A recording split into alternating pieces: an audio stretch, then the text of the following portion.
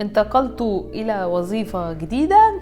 ألف مبروك ألف مبروك. هلو، أنا اسمي ميلودي عبدو. أنا هنا أتحدث عن كل ما يخص رحلة البحث عن عمل، من حيث كتابة السي في، تحضير الانترفيو، والحصول على الترقيات والتعامل مع المديرين والحاجات دي كلها.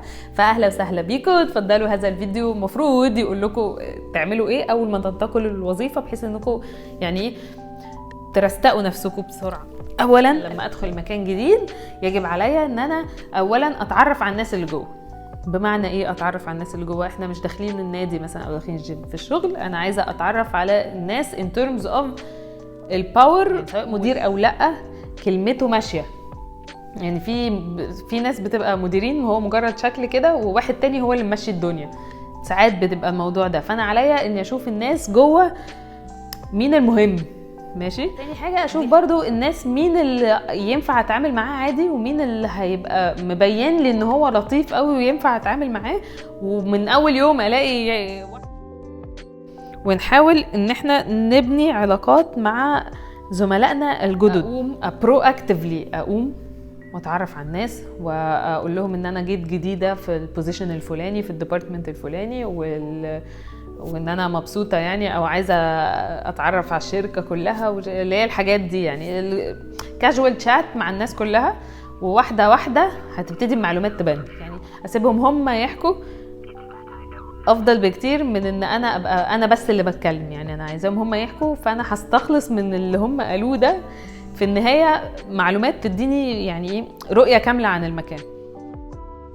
وهي اني اتعرف على الثقافه بتاعت الشركه. ايه اتعرف على الثقافه؟ يعني اشوف الشركه دي وضعها ايه. هل هي الحاج هو اللي بيعمل كل حاجه، ولا هي فعلا عندها رؤيه وعندها نظام وعايزه تعمل حاجه عبقريه يعني ما حصلتش في الكوكب اللي احنا فيه. اشوف اهدافها عامه ايه والفاليوز بتاعتها ايه، واحاول ان انا ابقى فاهمه الكلام ده، مش ان هو مجرد كلام بيبقوا كاتبينه كده على الحيطه وبتاع. يعني لما يبقى مكتوب اصلا، او لما حد ينقل لي الفاليوز دي، احاول ان انا ابقى فاهماها، بحيث ان انا افهم انا سرعتي في المكان المفروض تبقى. يعني هل الشركه دي بتجري يعني كأنها بتنط زي الضفدعة، ولا هي شركة بتزحف أساسا، ولا هي شركة واقفة في مكانها ومش فارق معاها، ولا إيه يعني.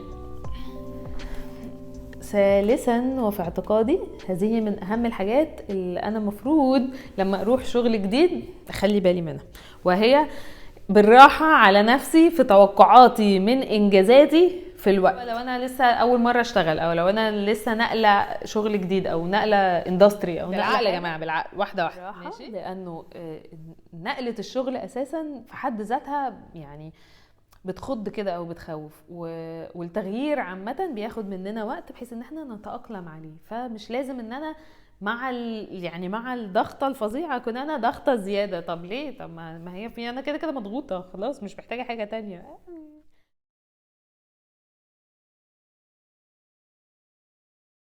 فترة ألقاكم الفيديو القادم إن شاء الله. سعدت بوجودكم معي في هذا الفيديو، ونلتقي على خير.